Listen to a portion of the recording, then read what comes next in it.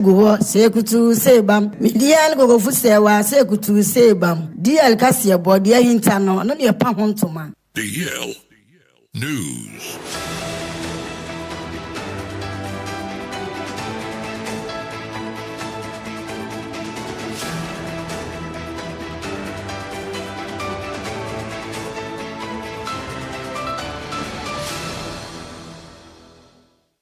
Yamamo akwapa afi to make an share yen our Facebook and afinsi YouTube na kasebo no yemfa emu nchiremu ensomum ye sha kasebo na se a na ye di ehia se afri oman Ghana asojafo anasrafo akache na ene na beto dwase ne oman Ghana mantam a wo oman Ghana mu nyina Ghana Armed Forces fo edensem beto dwase mo penipa mako beye empem du mienu 12,000 akwa adwumaden e wo man Ghana asrafo akache ahwe ma man Ghana ho bambon nsem etimi akonka ne senti o man Ghana ne mantam ne nyina ene dwumade ne todwa na no na kopie mu se kopie won krabo parliament time am eye Ghana Armed Forces one military recruitment exercise todwa e wo Elwak Sports Stadium on krabo parliament time no e koje ta e manipa mako nsia o mu nyina ehwe wo no mokra e wo ne anopai na nka ne kire mu se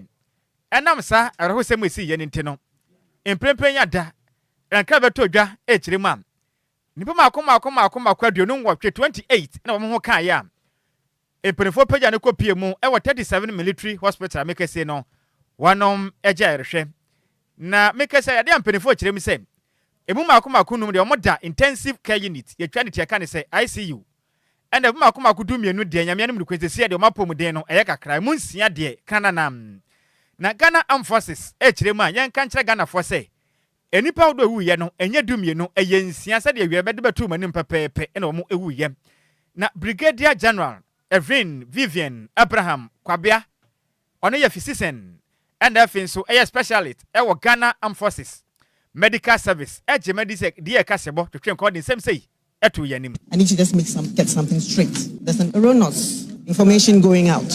The casualties we have that came through were 28 in number. Those who are dead are 6 and not 12. Those who are critical and in ICU are 5. We have 12 who that came through were 28 in number. Those who are dead are 6 and not 12. Those who are critical and in ICU are 5. We have 12 who are fairly critical. The rest are stable. Thank you. Ai wono wa ka ni nyina wonom ho eje na eni a wuti ye no ubawura mu e wo man Ghana asrafo adwumayefo no mu ono ne din ade Brigadier General Vivian Abraham Kwabia ono ye physician specialist with the Ghana Armed Forces Medical Service and I would say oni die kasebo atwetwe nkomai na eno achi no dwumade ne etodwa e wa sentiment am kumase ya no so betodwa say enipa mako num omo nyina ko unconscious omo twitwa hwe ya kese omani so abre wonom ba ko mpo de enya semkuma na pomuden no enkwan kan ba ko a mekese oda yaresabia empenifo boase ne obetumi enya ne nkwa na nka ne kiremu am enipa ne de mu ye den pan de mekese oda eye Amina Hospital e wo Folukrum mensinim e wo Asante Mantam ahofra mako enan nso ededa Ashanti South Government Hospital mo so ye hwese omo nkwa ebetimi ejane naso na Ghana mampeni John Dramedi Mahama ekasai wa sentiment mu kiremu sem enipa mako nsia wono mawu ne ewo Elwak Sports Stadium no wo nyina eye mankuto de senti waka e de atudwa sem Ghana Armed Forces for recruitment ekoso nkrabo parliament omonto emo amade atu nhyeda 20 tan wono mu twam sesei ekopembra ma yenhyehyɛ pasa ba ya wo mbeye bio no enkonkɔfa o ha foforo emfa mabio kobasi ye fa soldier anase ye fa police ana bibia be hu se ni aye no kokwam wonte hwe wo behwa na ye yi nipa se omonko for training enti abra ye bontoa ansa ne ye beto 2024 abato no me hye bo se se ba kobasi ye fa soldier na police ye de betudwa na region bia yama ye mabuna kwanya na omonso omwetimi abepre se nebe ya ombenya se dwumani biaye ampanso ye bie ade aye friend portal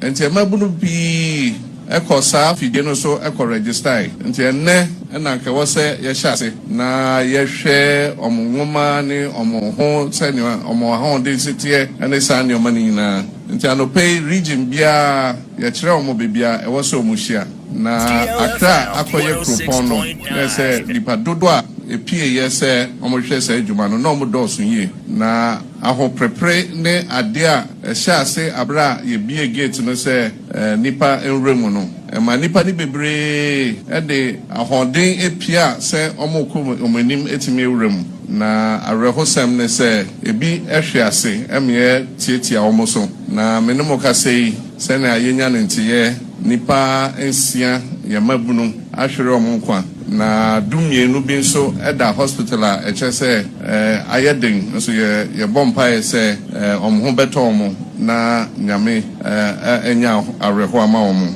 enti meka sɛ soja mpanyinfoɔ ama yɛ aso ate sɛ yɛmma nsia ɔmo nyinaa ɛyɛ mmabaawa ɔma hwere ɔmo nkwa sɛ Kumasi ha nso bibi kakra saa siyɛ a ɛkyɛ sɛ nipa baako wepra dedenden a ɔda ayaresabea ɔno nso yɛbɔ mpaeɛ sɛ obenya ahoɔden na nyame ɛhonomɔbɔ enti ɛnkradeɛ no meka kyerɛ asogyafoɔ sɛ ɔmo ngyae ansa na yɛnhwɛ mu na yɛyɛ nhyehyɛ foforɔ ɛne a wote yei ɛyɛ Ghana mampani John Dramani Mahama na ne kwakura mu no ɛna Ghana mebuna wɔn mo kɔ ɛyɛ Elwak Sports Stadium so wakɔhwɛ mo hyɛbrem sɛ bɛyɛ mo benya kwanya akɔ som sɛ asrafoɔ no so baako de nsɛm sei ɛde to dwa ɛmra ɛkɔ ba sɛ wo manya nkrataa sɛ obi ankɔ fie mmerepam wɔn bɛsan afra wɔn no de nsɛm sei ɛto di ɛkɛse bɔnim. We didn't get any reasons. We actually came here this morning for precisely the reasons that we are hearing is that we weren't comporting ourselves,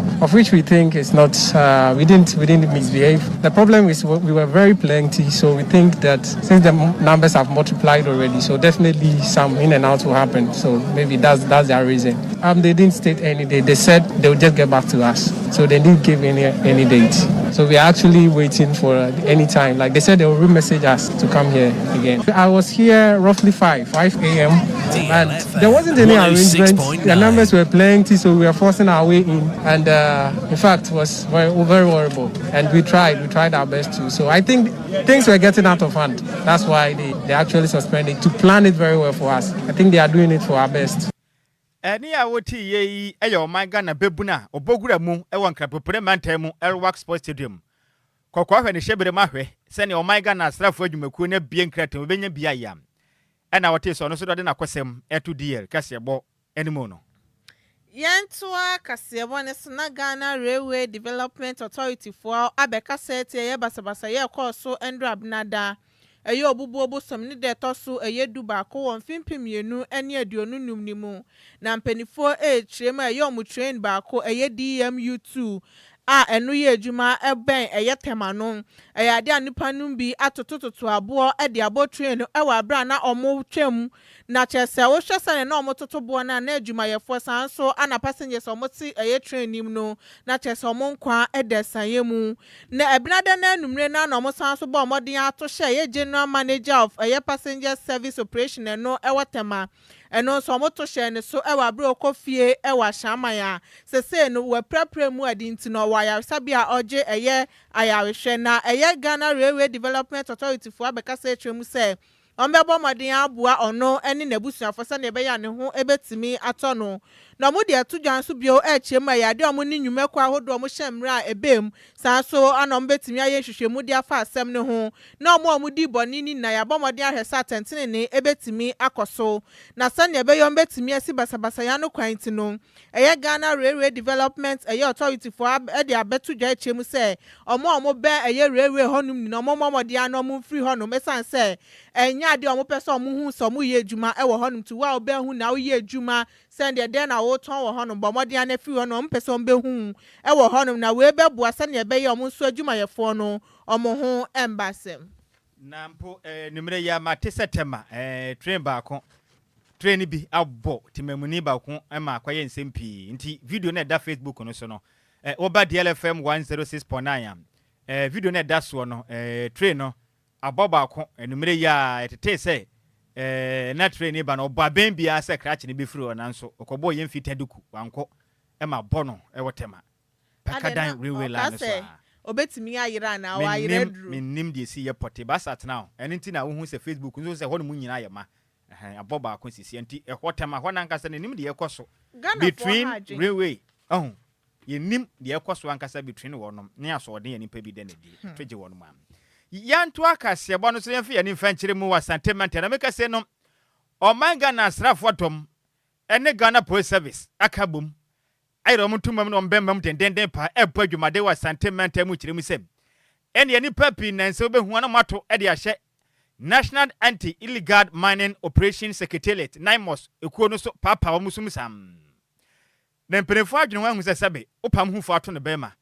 adenti na so man mo se Ghana nsuo mo se yakwaye ene yensa ase na se yetum a mo mpena mo hwe yensa enti anu nti omaga na hoban mo koru mu agire se pempim anya semkuma na nkronkro pia sentiment emone omakwato ahye no so anya semkuma na nkronkro ni bi ye anwona Ishayeso and afin so dadwen ani nyina ben wobo ase na dwumadi a posifo ene asrafo di ye no memma kentina hura mako ha miensa trande mcheche wono mu nyina e wo san kurukura hodo we so a wono makopie mu sentiment empatase police depot enye hwehwem e de afa emebune ho ene wo ho anadwa wada kokoko ne ya gbawurom na efie ha no memma wo ha na amankwam so bema ba kwa dose munyini maye ne yakoche no sekrati se mo na moda ha no mudi nsehunu sa no wo tututu galamsey say yensuo ye bechima na mo papa yesum sare besen ye bekọ na obi ne yere da ho no ma je se bante ogina ni say sekrati si fombra je se mo na mo da ha no ma mudi nsem hunu no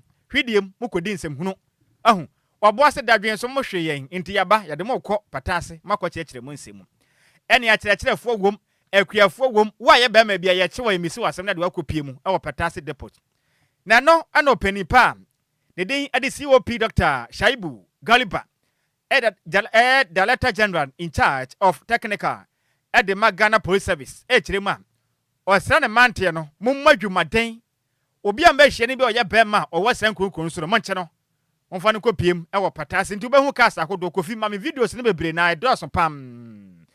Near the a year Metro Mass bus a Bessiwo, Spenta buses, Yachuan Edwakishim, Yanyo Lolo for Yanny Edo Quabo Hoka. Ya hiwa ni mudin sa waka galamsey fo no wase yes I say besene ko ya de woko won ka ho ane agyawo na nsem we no enya sem ko mo kire me say nipa bia o mbechi ubia no o mo no ubedi se be ye bebo na galamsey no eto atwa. I am Commissioner of Police Dr. Saibu Gariba, Director General Technical. This morning I'm speaking on behalf of the Inspector General of Police, Christian Teteyonu. The Christian Teteyonu, the Inspector General of Police, has deployed various POMAB members to support this operation in Ashanti region. For that reason, DLFM, I am here with the Commissioner of Police, Oklu Jamira, Joseph Oklu Jamira, the Director General in charge of Legal and Prosecution, Deputy Commissioner of Police, Eric Kenwefo, Director General, National Patrol, National Protection Department, and then to support regional commanders, Ashanti South, and all other security agencies in this region. As you are aware, we are going to undertake a special operation in the region. You know, the locations will be disclosed as we move. All what the Inspector General of Police want you to do is to be professional, extremely professional as you conduct your business. Please execute the tasks according to the briefing that has been given to you. And as we go, please make sure that you are firm, you are robust, you are professional in the execution of your tasks. Eni awuti ye no ono na sentiment mu bowro ho no mam edi adane so no eye COP Dr.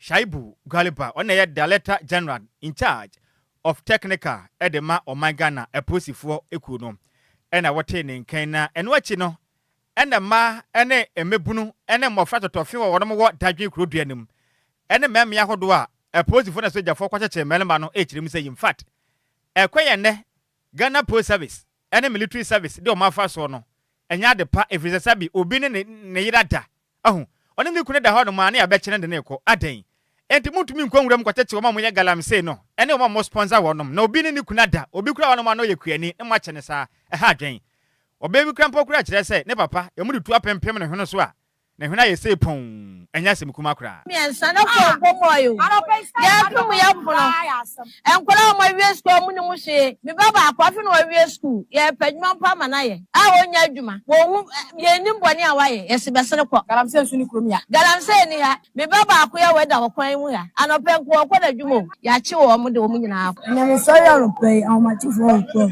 me na me tia se obi bopu okon na me ma me bi DLFM 106.9 no say adai na me say adai o say wan e shede mu no obi ebu no wura ye gate ni kura wa se no na me say oba yin pa to adai o say o ma sisa ye yam papa ne mi ma ene me so le student ni dimika o de police for pa mo papa ko echi no dimika o du gun so me bla fe ko du ma che ni ko me na me papa eja pe ma che me chita so me so ma che amof kaka ena se me ma che ti slaba so me omye e chita so me bla na friend ene me so requirement na ko fu ma che me papa me chita wa so ma che 106.9 umbe papa ne chita so ombe bo me yam shishim pa ma kuma e bo peli mi ga un ka ma chiato slaba so me ya papa ne ni enti ma chile ya ye kwani no so to the for ane police for ba komi asa enti so le na na ase munda to the for police for ba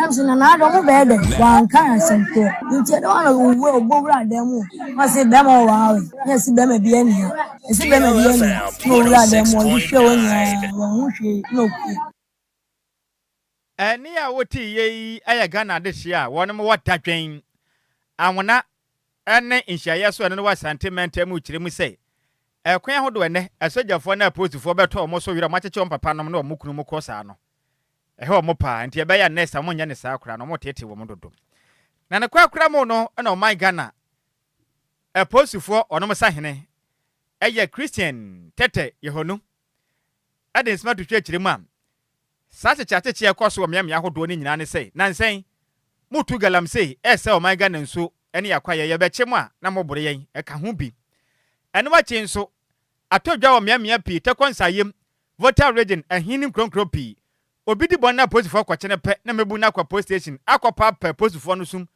akwa sese ho no ne amanyina ene ka ho ntire mutu sana mo se be ya Ghana fo be hu say yes o man memma wo se be ya ensem hu na nipa bi di o maganam na mo de ahoba mo nsem to asane mu no eto betumi atwa o kire nsem sei e de kire die kasebo. There has been this frequent attack on police and military, especially our police stations, and recently to the 9 months operation in around Pedium where the military officers were attacked. They have to be rescued by police officers, and the situation was so tense. And it appears this is what is the trend now, that any less people have mobilized to attack the police. Recently, you saw what happened in Ehi in the Volta region when the suspect was arrested. The people were demanding that the suspect should be released. They ended up releasing the suspect, breaking the police station, and releasing the suspect, and the person was nearly lynched. See, we are living in a country now where now the indiscipline is very high, and then they are emboldened into such a situation that now they don't fear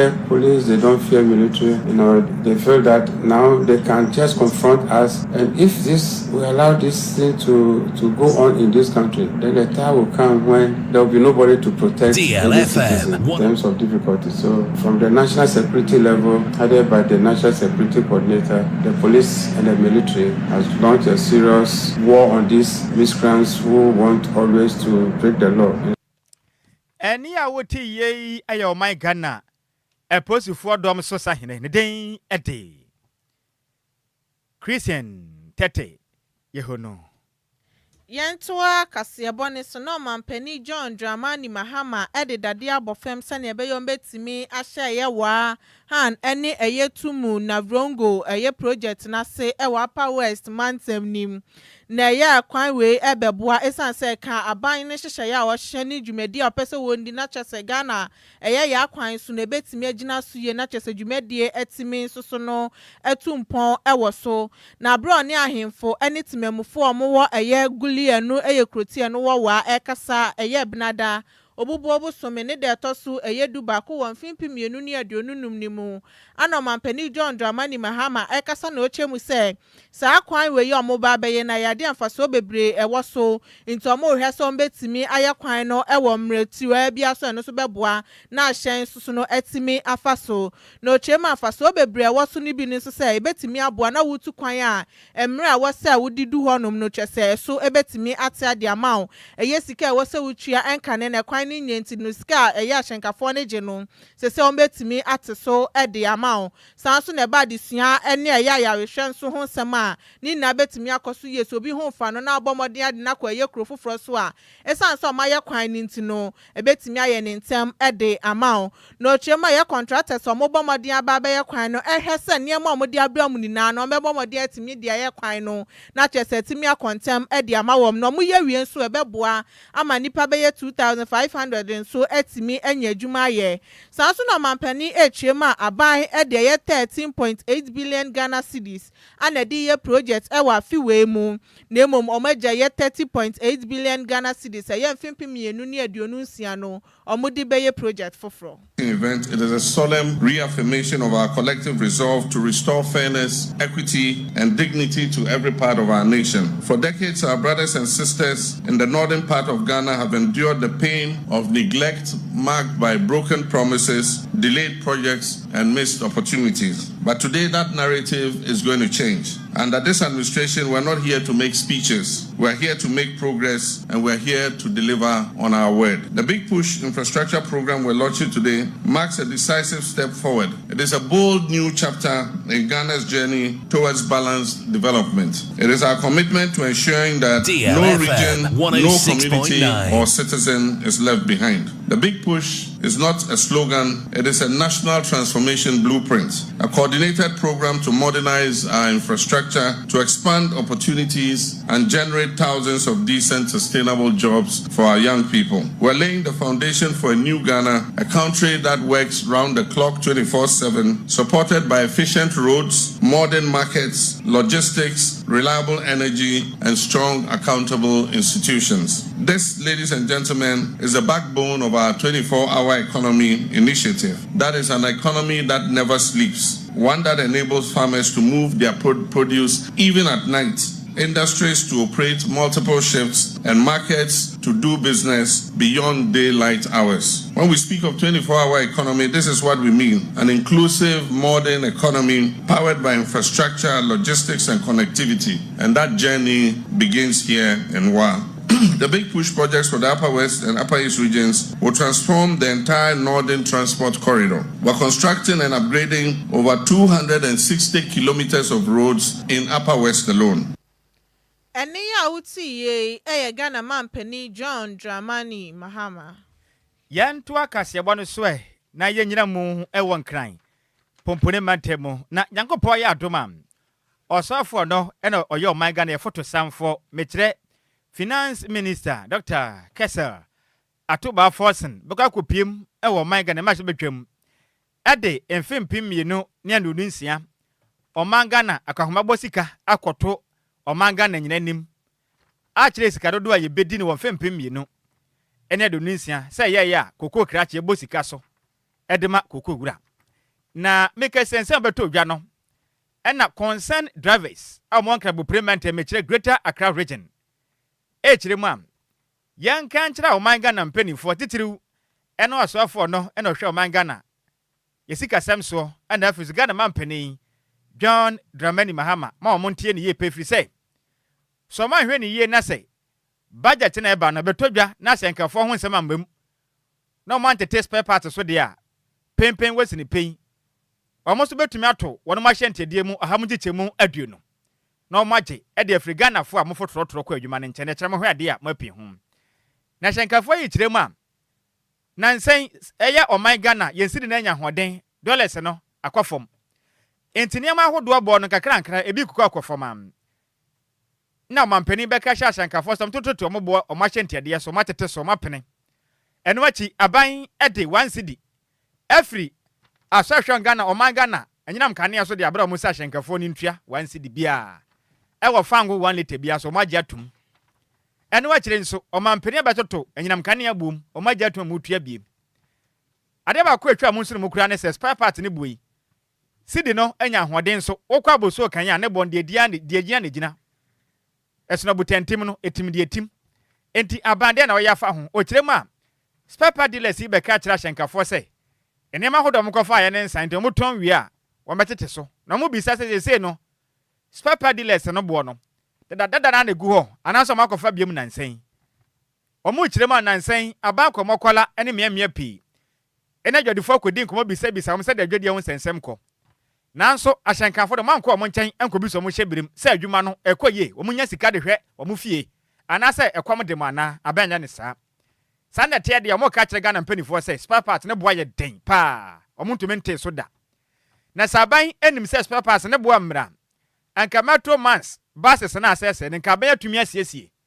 enam sɛ ne boa di nti abanya tumi anye na Ghana mampani bɛyɛ watoka ma obi ana na hyenkafo ne kyerɛ ma de ba ko ayi omo ya pa omo dwuna mo nte ase omo kwa kuma asena mo kogina baabi na omo park passengers no gyeje bo ni bi ka ho a na omampani adwa omo nte ase omo bisa sa aban bɛyɛ watoka ma obi so mfanya adwuma na omo nte ase akura obi kaka so no wafa ni pana kogina condition wasi no na wafa bi atoa so ne yɛ short saa wo menya sika de ahwefi abanya dwa o kyerɛ mu aban watoka ma obi ana sa abanya hwe ni ye na budget ne ba na sɛ driver fo ho nsema mbem na sɛ omo ante fango bo so ante spare part bo so dada na ade a Ghana fo nya krado 20% omo de batum na omo agye e wo mo a ye fo trotro no so se obey budget okomokola enanu ye hu se wakọ takura ne Cape Coast ye mani mo ye hunu bi da ye fine but ensana economy ne be ye no ejina dava for so na so dollar confirm more than ye ni aboso kan fo se ohunu kitamo tijam gia box a omampanyini na nado mre so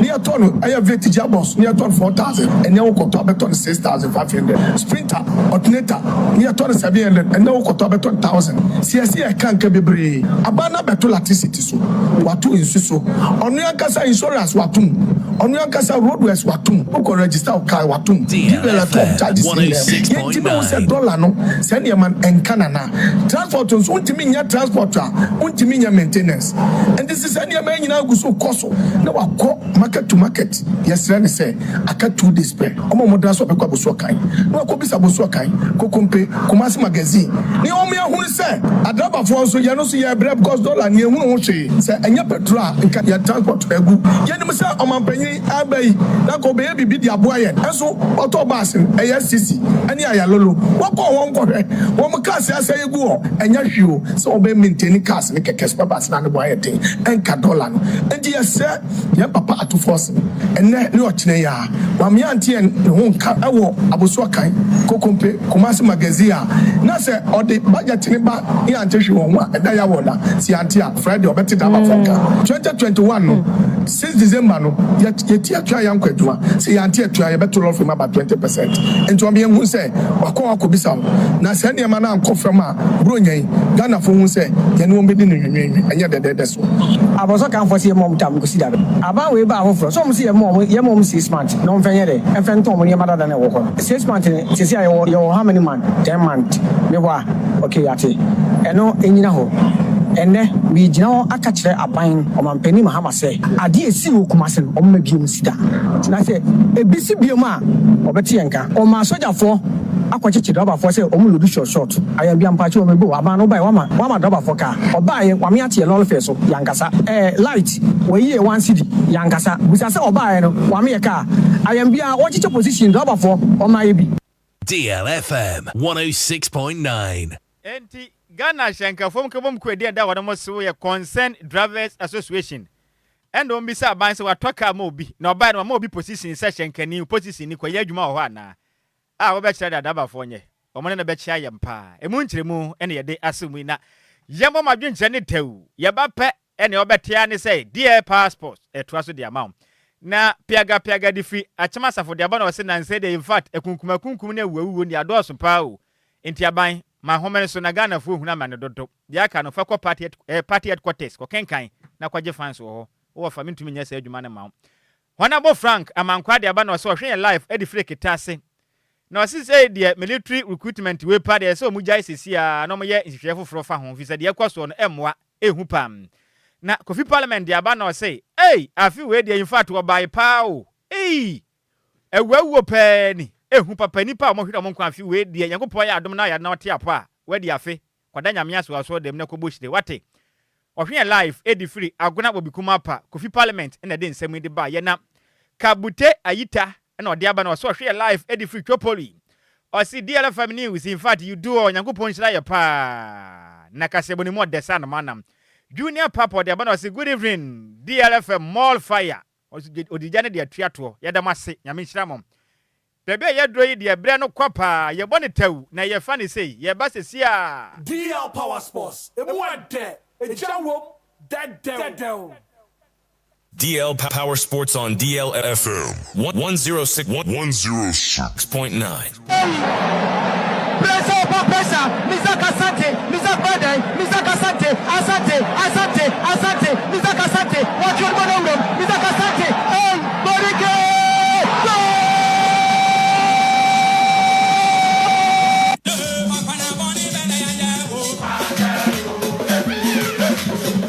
Lumba in Super natural mineral water. Get a grip. That's great.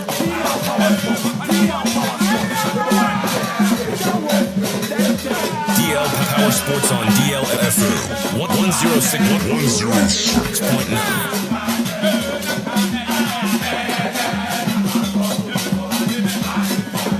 and your bed and your cocaine nampa make I said the agudie ma konfo for na tena say yenko mo chemo akwa bare mo kwenye then small do a edi akwetena kopama so nsensemo no wonom emfanso me animire kase bonu na me go fa say Kwame Effum empom de say many Nyankopon adom ye share was sports match na yeah papa say emrantie na emrantie o maba na o mabechi aboso wa no say penin se sabe empeni photo fonfon we kwehye mebunu diem na obeso chem say enti no say uni ho mo no mbesi wanan enti wotete wo mo kwampa so waka ni ye papa ye otimi chen eni anya papa abrante we hwan na abrante wa no obi akokra na ti onu o de enese de bre na bu careful no me pese me nimbe nya asem an pase ma nya ma hen enim na mu ka jangum na yempo abusia ma wa adwo ne ma wa kwa ben for bra dia 106.9 FM so agudie hu sem ene de bra agudie hu sem awiedu na hye no so se ene yaba nsem no doso na sebi yetumi kasa keke abra yenya boafo etemekafo Lumba insupa edi amount Lumba insupa na so asen edi agudie hu sem edi ebrewo na me ameka se medi amegi so ani Kwame Effum me agona piesie odefo buwan ponsem denjira hene nanane me nua bema Bismark Adusei ana hene ba ko so odisika abrantie Kenneth eta yechi Jesse eta yechi ene di jumedie ena oborama no so eta yechi di jumedie ebra na me sha se de fi the Ghana Premier League match week 7 a outstanding game between Kumasi Asante Kotoko and Vision FC Adjoa ene ewie anasa ene nwumre na match ni ko na Kotoko etumi amfa Vision echi anka for Vision so etumi amfa Kotoko echi anka into a draw game etu hwe susu pon na Kotoko eda so etoso 7 our 15 point we ene de ye de ehye jumedie ase me ko remu so a Honorable Kofi Adams Adams Buem constituency MP wa grant interviews bi na wa kan sem bi da for Blasters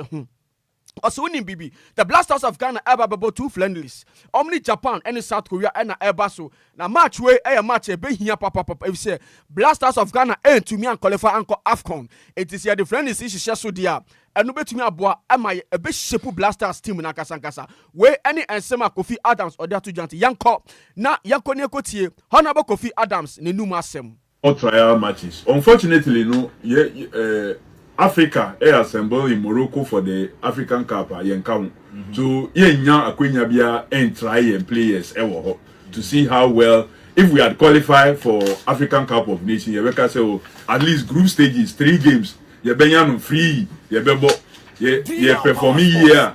You be quarter final and then to semis and maybe to final. We would have gotten some 6 or 7 games. To play until the Asian group almost style of football it is a computer. Anyway, any ensema Honorable Kofi Adams or the Atuja now so or sounding sembia sound to ja ever Black Stars appearance fee yankoni kotie Kofi Adams the numa several Black Stars appearance fee or World Cup.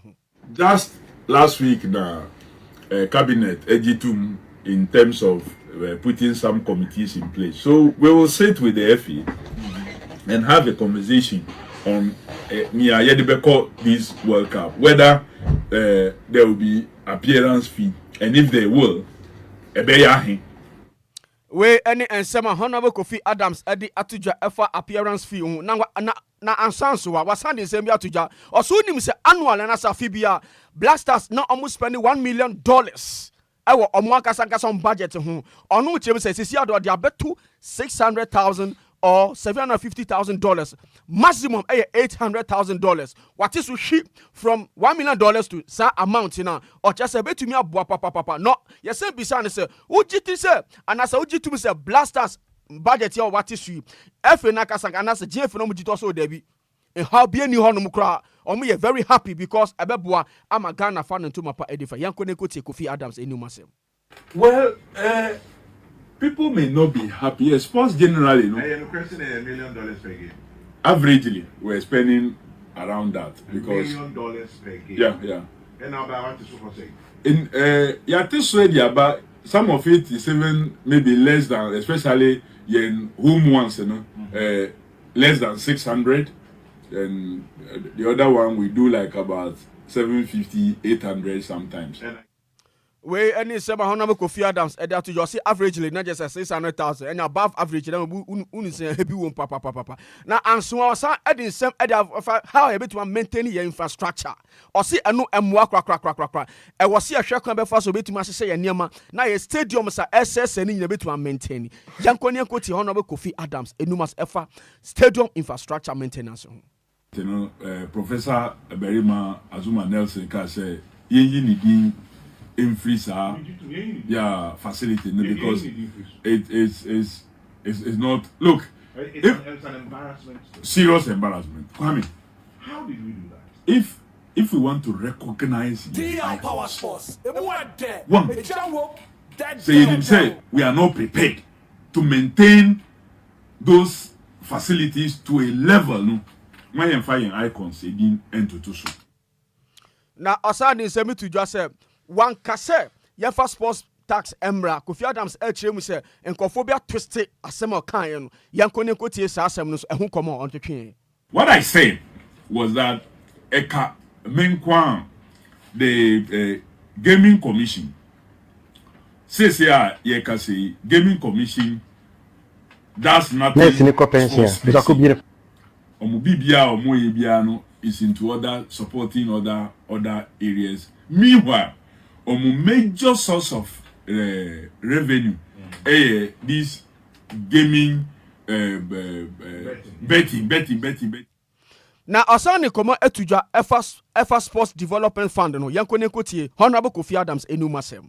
Sports Development Fund, Cabinet has approved.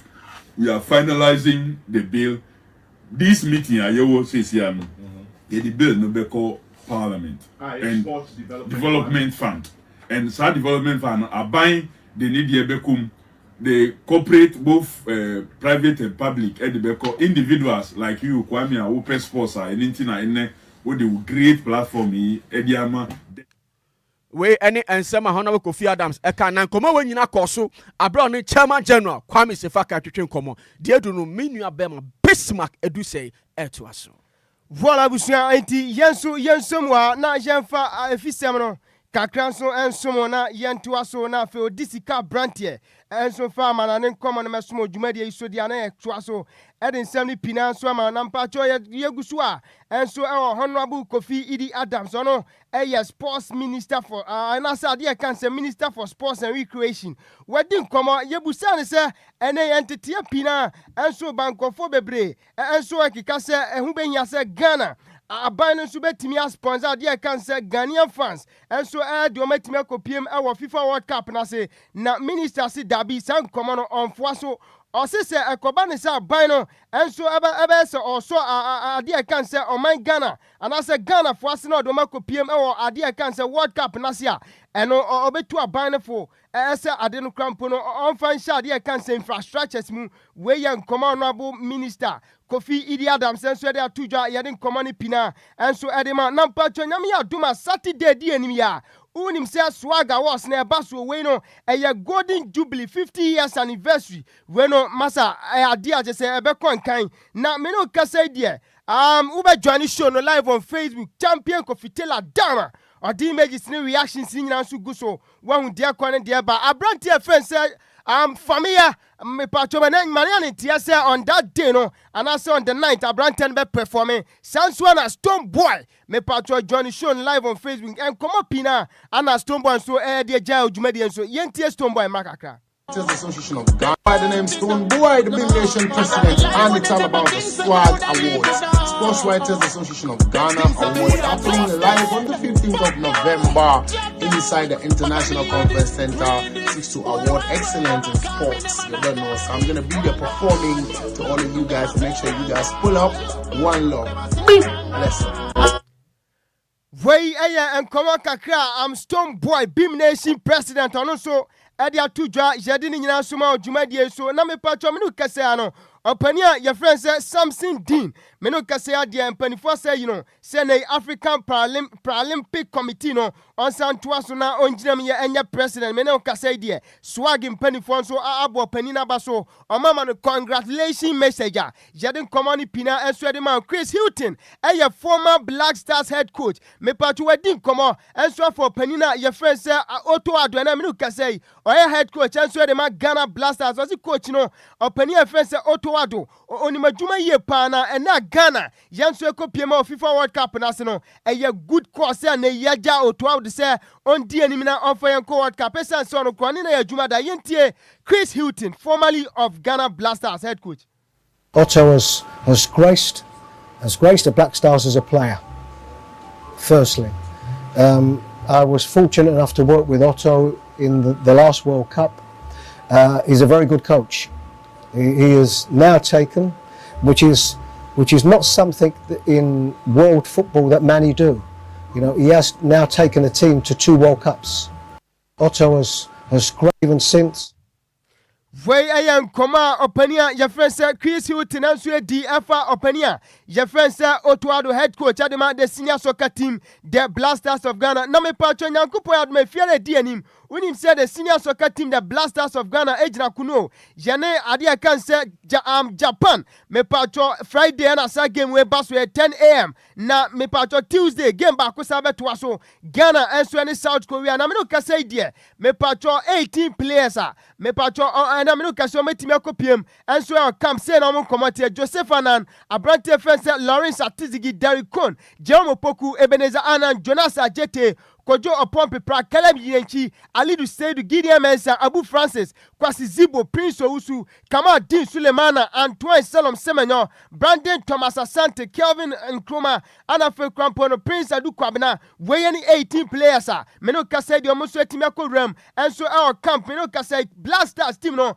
and so our dear cancer, Anna Crown Plaza Hotel, and no, our Nagoya, yes, and no, our Japan, na aka 4 players, Benjamin Asari, Christopher Bonsu, Ba, Anna Prince Osem, Ousu, Anafe, Mohamed Salisu, way any 4 players and Prempeaka, Name Aya Dumo, Chinamosu, touchdown, Japana. Game no answer by just Friday. On this note, Jenfa Efisema Yabu Boss, Yabu Bonina, and Francina, Odisika Branty, and Fa Amananin Comono, and so and so me. DL Power Sports on DLFM 106.9. DL Power Sports. Lumba in super natural mineral water. Get a grip. That's super break. Right, Sabusia Yansa now send out for Yenka was a matter about Adjoa Life. Our dear 106.9 from Brasso. Say Amaronesa Mayes, can for the latest update, the ground chamber of international stories. No, Yentum and find some Yashan Seminacia. Yasha CFM free Pacho Atlanta. Reporter and Saka officially Papani Diana Raffo, a Paladino on, and I'm penny for a Tunabody needs on replacement. And Papani Diana Pacho, a Gasparenia. There is that latest update, and also a to Edinburgh Pacho Opta, to me information about so official open top 15 most expensive attacking players and a summer transfer 2025-2026 season. Me patcho to me signing on me patcho on performance. I'm to me a performing and I'm on various clubs saying and a team FRT a Brenton Denny Alexander Isaac ono etina kind man Liverpool me patcho ya ton 145 million euros ono in the kind me patcho one match and I say 8 match no what me about wash one goal and what you make 1 assist no toss me ya Brandon dey me patcho ya from Vit ono ya ton 125 million euros and afa Hugo Ekitike or also ya 95 million euros or Benjamin Sesko and so 80 million euros Victor Osimhen and so 75 million euros na fe knock me pato Watamedi or also 75 million euros or afa Brian Mbwemo 75 million euros and afa Victor Yokeres or also 66 million euros afa Obenya Matthews Cunha or also 74 million euros or na Luis Diaz and so 70 million euros and so me pato Xavi Simon and so etosu 11th or also 65 million euros and after Eberiche Eze or also 70 million euros or and a Branton Dame and so the Matua Yerotegri or also 68 million euros or Obenya Ghanaian Branton Dini Muhammad Kudus or also atosu 14 or also 63 million euros or me patcho 15 matches rabo washe 1 goal and I want to make 1 assist to her and this late the Saturday and also to me at bro me patcho yan through na after yan fight in some front so intimate for more dear me patcho reporter in Sakachira Sunderland for omotumi akoms me patcho Basania Branton your friend or your family Lopez no a Branton yamaya duma and the journey transfer a Branton betumi aba na bibia so atumi akonkama na ya this late the Saturday and also 8 man bro me patcho yan corner of a game sa wodo yamaya duma a friend dekoso china e international friendlies no yentumi efa fixtures no entimi fama me patcho Tunisia betena fie na oni Mauritania atumi e dia boani omaya ni dem and so e me patcho e Barbados etena fie ne me patcho e Bonne and so etimi e de Cuba etena fie ne St Lucia and so etimi abo e Dominica etena fie ne St Martin abo na fie omaya ni dem e me patcho e Bahamas and so etimi omaya ni dem e me patcho e Anguilla and so ebetimi abo say in me patcho our UEFA Women Champions League no features no etumi afatie Barcelona mba no ebetena fie ne omni team ali dem e me patcho e old e Havale e Levran and so ebetimi abo Bayern Munich etena fie and Arsenal mba no etimi abo Atletico Madrid and so ebetena fie and Juventus etumi area pem so na fe Benfica and so any team ali FC 20 and so ebebo Manchester United mba no amoso mo tena fie and Paris Saint-Germain and so etumi area boni me patcho World Cup qualifiers no ewo me patcho Europe no and so say na etimi fatie kanation so say me patcho ye omaya din e Azerbaijan betefie na on Iceland etum area boani na fe Norway and Estonia ebebo France and Ukraine ebo Ireland and omaya din ede Portugal and so betumi area we nam so na fe me patcho no so etimi konesa after match day 4 me patcho say in a tables no and also etimi fatie France edi kan and no me patcho me patcho group D no France edi kan ono 10 points in Ukraine etosumi no ono so me patcho 7 points ho group A ni no Germany edi kan ono 9 points in Slovakia etosumi no ono so 9 points na fe Northern Ireland eso etosumi ensa ono so 6 points group B no me patcho Switzerland edi kan 10 points na fe Kosovo etosumi no ono 7 points eso me patcho group C no Denmark LED 10 points Scotland etosumi no ono so 10 points na Greece eso tosumi ensa ono so 3 points me patcho group group A ni no me patcho me di ede Portugal edi kan ono 10 points and after me di and so ede me patcho Hungary and so etosumi no a ono so 5 points me patcho sa and no so etimi fatie oba group H ni mu Austria and so edi kan ono 15 points and after me di ede me patcho Bosnia ono so 13 points ya dey sa late the Saturday no and no so 8 me bro me patcho group J ni mu Belgium and so edi kan ono 14 points and after North Macedonia and so etosumi no a ono so 13 points me patcho group K ni no England edi kan ono 18 points Albania etosumi no ono 11 points and Serbia etosumi ensa ono so 10 points group L ni no me patcho Croatia and so edi kan ono 16 points and after Czech and so etosumi no a ono so 13 points me patcho na eno sama ye tumi ade esomo away from that me patcho me yafu ya ni nchemo na for yan fast full so entimi fast so me patcho ya see this season se odi wani nchemo Europa top 5 me patcho European leagues no open leagues referees etumi ama red card do pa me patcho e liga ya from the French Ligue it's as say and etumi fati ya French Ligue no me patcho 23 red cards and yetumi ama me patcho liga tosumi no and also La Liga ono ama 17 me patcho red cards ni atosumi ensan so Premier League ono red card makuma akusa 8 and etumi apemo German Bundesliga no ono so etosu 4 and then red card 8 and after Italia Serie A and also twatwa ono also me patcho 7 red card ya de sa late subject no and also etuja Gianni Infantino ono na FIFA president wakase that to just say I and die so ne pa won say kwam bia so say one day FIFA World Cup ayebono on maybe betimi every Africa and as we North America na what to me every me patcho World Cup ni bi na fi bia so atimi akokaima and this late subject no and no so etim bro right Mares and so the Algerian international wakasa to just say Open Liga go share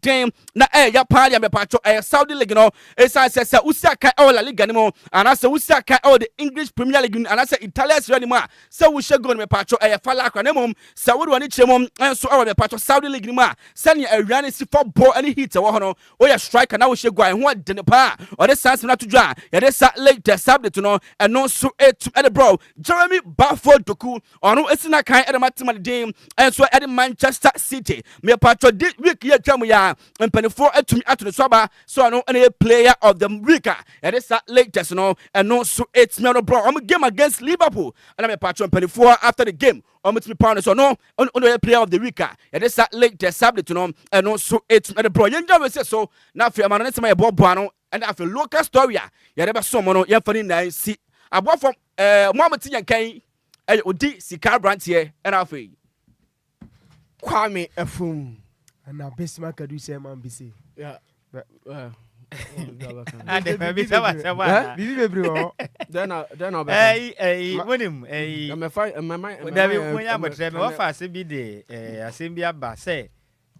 Recently no a day crazy thing pa na why you abrabo crazy thing me didi abroso what dia why no Bismark what dia Cobra me jinjin when unim de obeka nti na so come odisika there crazy thing why in your life recently crazy dey me mesra chichum kakra say unim boni a wadi a na yentie obi de me na sisia na mumfa ntum ho fa and then crazy thing why your life mo pa boyfriend him up to now and then crazy thing why your life mo pa boyfriend him up to now boyfriend him mo see and then crazy thing okay crazy thing why my life my boyfriend him I had sex with his best friend and the sex was day like it was nice and was gorgeous now David a kapa na abasi sex near gorgeous oba no what say why no what fast na ba kwa I say it was gorgeous and kwa na em nwa no sex near gorgeous oko school man tia na other bit tete munti and then crazy thing why your life me pa boyfriend him up to now boyfriend him mo see and then crazy thing okay crazy thing why my life my boyfriend him I had sex with his best friend and the sex was day like it was nice and was gorgeous of secondary school Bismark we no nim be di abro osumase o amanfo di abro osumase papa so what o se onu ana damfo anu su asem kese o boy na nakasa onu ne boy ne best friend pa Bismark ready offer ready asempa na okofa bay ebi ato pen on nanse ya bi ebi ntumi ntumi da on se sa bia baso pa on nanse obehwe so bia kofa obi na damfo yire ne sofo yire ne bra yire si nanse on play na etofo DNA ho sensem bi apia mu e be ka ho SMS ma ye din DNA ne dia media mi nyaya some say Ashanti region MP ba ku bi na kwaye se bi no mo de kwahye samora boaje ana sana telefone keke kan allegedly sana mo keka ebusia fo na be kan yenye ne yeka o family mi nyaya ka DNA no na ka compulsory o we ya instantly na ka yen check it say is kasemo ndia ensada nche wata so wa ba ne fa share we ni mu free you know zenka health insurance ni mu omo fanye di omo fan shame esa se wa wade boys ni hwa ma fo mba too much ya botra wa wade mi nya hwale wo mpna mi nanyi mpna Bismark wo mpna wo mpna what's it wo mpna wo girlfriend Pardon? Come again. Come here from desire and can't have me. But Momo Nimpra for more than 1 day. Dear, what the other? Yami, oh, Brekuamo. To the champs, where these 9 jams in a row. What's that? It got from you, Munami. Neba. Win him. Young Fawi and Chato. Where's the so? How about I had a party, not jet. You buy young Canyon, sorry. Many DJ Fibo and Comaka Crabin to your bonnet. Where's the how in the Muti and Ace or so? On to me go to runs. Oh, go one penny. And that's all, Janet. I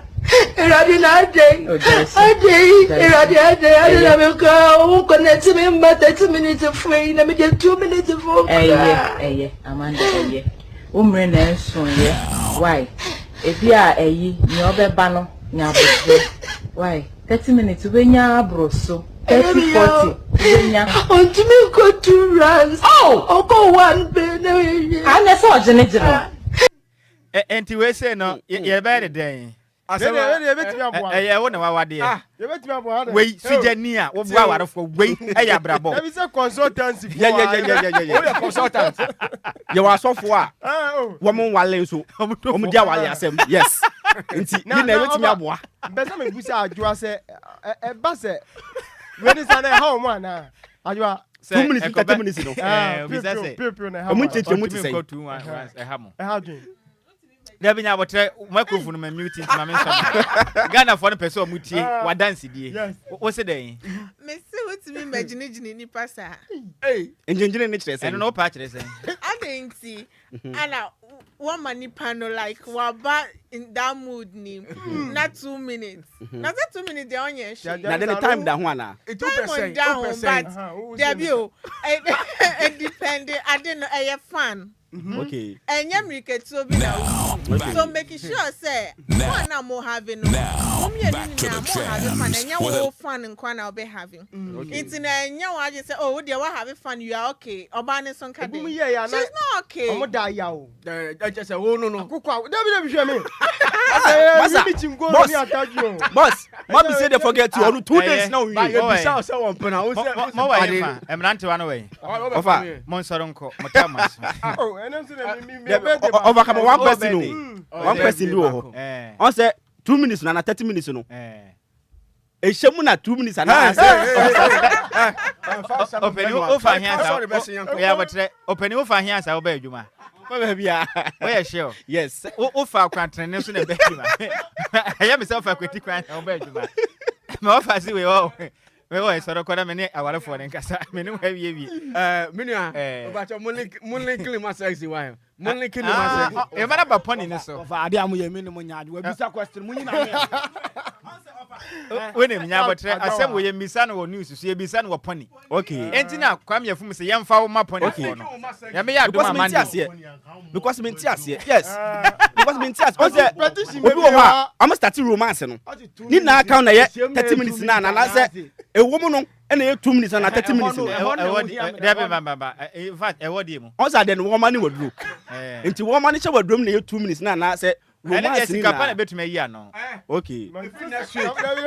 Next week. Imagine where you sport. Dia gra oba ha me wo fa. Many birthday messages back ku bi o. Ebony tell na yenko. Mo birthday ne yen so se tama. Many DJ fi ba won ko makakra bi na yen so. Me the birthday wish kese ma menu aketo na se me baketo Ashley and a birthday. Kofi Sasiva Yamani dada won ti me ko bebre. Ashley, happy birthday to you. Oti damfa. Ne picture na edaso no.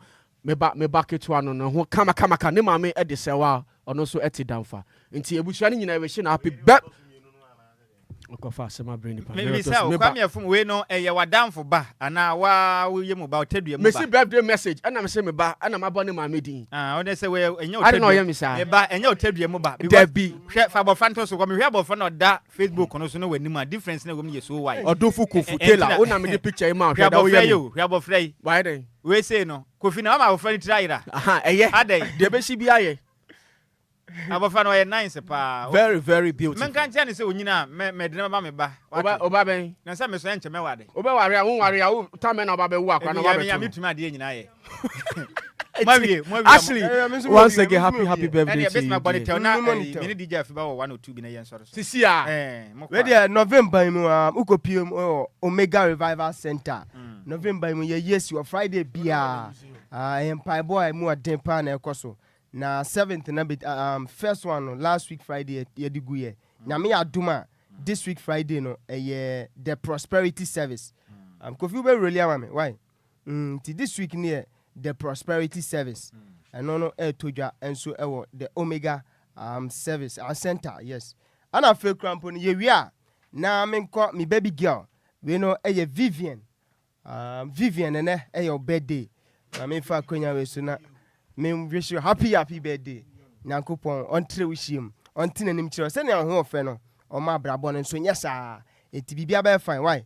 And me free our better and cancel. Why? Happy birthday. Na Bismark who share away. Vivian who share way. Oh, I am a friend from Madam for every crew benso. I am a childhood friend. I will crew my hair and cry her. I cry her. What's it now in share? What's I? A quan ben our fast one in share. One number been a mukushi. Oh, that school man near Tiben area, Mantemba. But to see I want to tell me. Oh, to see I the no one so. And I will. When was the last time I didn't come? When you make Nakasa, you sort of quay. Birthday winter. Birthdays are way no money now, bossy among one so down. And them got me say selections and I wanted your birthday in the bar. Now say, when you were man, Monsaron quay. Not many of you bound come out crab into no. Monco Monsaronco, Motama. So now. At here for yes, Ramo, where the Ankabaki to be your money to Nadia Fibantas and I am so now, Mess Ramo. DLFM, Jumayeni Epedine. DLFM Jumayeni Bako Epedine. Into your best, so what Danya. So what single room self contained. And I say, Chamber Hall, self contained, Miss Row, from my true way. Any panel on pet agent assem. Yes, agent assem be him. So him so agent and her home free. We a few. Na wafre na location say na nipa no opɛ dan no Abeka Junction Tesano Achemwater Akweteman La Paz sama me ahodo no nim so ye fiewura na wo single room self contained ana say chamber ho self container fra homan na wone DLFM adwuma ni hwehwe nkoma homatofo na 0557 17 1020 0557 17 1020 me set him build the amount 0557 171020 friend and in komo na wo dan ni binkuto dia na na ntwetwe komo e wo kokua mesra wo agent na afra what to pay to enye adwuma afiba we see we can dia na eba so unim ze ya she odwira nase na odwira ne yedia ne se yedi se akase be prepare chiri kura yeah na weekend see the ejinamu aburi ye ne mfichire ha ye ye aburi ne edu ene mesra wo bekwa Kwame Effum mete se opie ya chepa be ye 10 years ni opie da mesra wo daddy tia se no bo program sa okọ daddy free mu obu tentim so otifie ni fa ne kobi ba queen dey ontumi mfa ne nko ndi ye du aburi ana odi sika blantie fa ne ko Bismark fa ne ko me do wonyina be ko ti aburi wonu se aburi kurura o ye denchira o ya we aburi kurura na kasa ye denchira ndi bo kwa kwasra kurura sure me ba live na otubuo jan no kwasi a otoso mienu ona ye aburi hene ono aburi hene be aburi kurura na ebu oh okay odi kuro no sure o ya we enti wonya we ya me me tete me ba ho why mo ntwa me ho na de na de be hia me kwan o say ye fo popo yi de well nim say ye fo popo no de a na che say eni je nkwan aha di eni baby si no me che mame kana tie fo intimuye say weekend si ye ni baby si no e wa aburi da be importe no on say wafa we see weekend si boda no da bi o wafa on say won ayi ahwerasefo na ewie ye ana aburi fa ne Monday no ndi asem no kasa yesi ana de ekoso okay aha nti no anytime bia pese wo kɔ ne de obetima akɔ ba me on be wie da ben obewie Sunday ya we see that way nti ye fa ne sanya hwe no Friday ni Saturday ni de ye ginam te be kwa aburi nti me kɔ de me ni me baby si no nti se wo be kɔ de a e bia na mi na so be kɔ metim de na kan akɔ nti se ye kwa akɔ ginam de na boyo spap eno wa aburi ye e wa aburi What sound in Kukuka nyina ba be gu abura ye kwakọ gi yegani. Better. Yeah, udu abri why Johnson no so we abri girls wana be bia why abodi abane ne niema na. Ehwa boyos pub ogiram enti weekends yi de se mo hu me ana che se hwa na me she. Me no one baby girls. Na offer se ba kon abri ne den e the Empress. Okay. Ana wa fafare mam na me hwe achi me ne hwe achi ka. Ka chere se me chia no. Na on siesie me chi. Okay, any Empress. O offer se keke. Me offer se. Oko school abri girls ana se. Dey we school kura che. Okay, any Empress, any hwe anim ne ye ba. Empress on. You Empress. Mame fa nchia we, nchia kese ema abri ose ewu ohini. Okay. Ono no ekurowura no, na ban ebu. Na me ba abri. O say that ben Saturday, coming Saturday. Sunday, no me per Sunday. Saturday ye cause swag awards. Okay, ochira chinsu ho Friday. Oh, nya kwan do the financial Sunday. Oh, get now bone your friend saying. Empress. What the number? Oh yeah, I have one. Until you the Empress on the number. Oh sir, me wa fa kan di na wo mutino. I'm say where we kokra. Me wa fa be kona ya hwe ne aprepre. Eti afi ba ye so program be na e ba. Awoso. De na Ghana for hwe wanim say ye so ka se bo sa wo de ba. Enne no eye soronko. Enne no e kra be hwe. Ana enne no unido a kona kopedo. Because say enne nwum na honwom. Sa pepepe na nwum na me be ma wo no anya na akwa wi obi de ana anya na akwa hwe obi dem. What you say? Inti enne ne de unido a pedo. One person obetu obi asu sinti bi answer what DLFM 106 from now to 10 p.m. Yeah. Eya woso. What you say? With the international DJ baako pe. That is Lumba's favorite. What you say? And then me bono na moral support no fi. Me am baby baako. Wa Helmina nchen na eba. O baby no. We are sure. Me one side baby. Say one say what I don't know. Ohwe echi na dirty works ni nyina oyema bibia obe crash ya na ohwe na. Wa koma ye dia na ye mre. Oh, say me pese me pon kakra fi me nua no ho. Okay. What you say? You. Aha. Say me pon kakra. Say me no wi. Woni me. But as a free samre kro die. Eye DJ Afiba, the international DJ from now to 10 p.m. Enti no ho asem na ye dey asom won. Enti kasebo na ye prepare ye dey semu fo na ye mace me bele twene se mu e de ema yen. Sansana champion Taylor Bamo board dey ko piem wo Facebook and afi YouTube kasebo no. When you be ehwe na Mr. Nhyiraba Kwadwo abonam na ne said DJ Ziggy a man friend is so Ziggy chinchima friend from Edman DJ Vasday of ananka wo konso quick one ayi jesi ana message ni bai nya ne ntiase pukrum nga biem ku ha pukrum pukrum I don't know what him fa wo abri down na biem ti na minchia Esther Befi a o kira de wo eno kwachewa na minchia no Esther Befi o ye teacher wo eno kwa baware eno kwachia di ma minchia na saata mo nga biem yi de me nu won hwemo mo onwum pankwa back to back better ene ye seso e chance ye ba obehwe me obehwe December maybe dini bi abe fine say aye di ye kwa ye mfa baby si ni bi oh David what be da ye kwa no manu makro yi prebu kwan e bi kransi da enti e no ho asem nyen enti e brief won twen ye le ba pa ye ba mo ye na kasi ebo ne ye de mo awie na kenkanfo mienu a ye hwene tia sentem e nante ye kwa ye nim ne ye kwa ye kire de odi kan eye me wo fa o si ade yo Nhyiraba Kwadwo Sammy be the one me ne Adjoa Agyei Sikapa ane mra ne ene Dumso Levi yes so Emma DJ Afiba the international DJ be so frɛ samre yi ekopem se nontu ebebo yakramo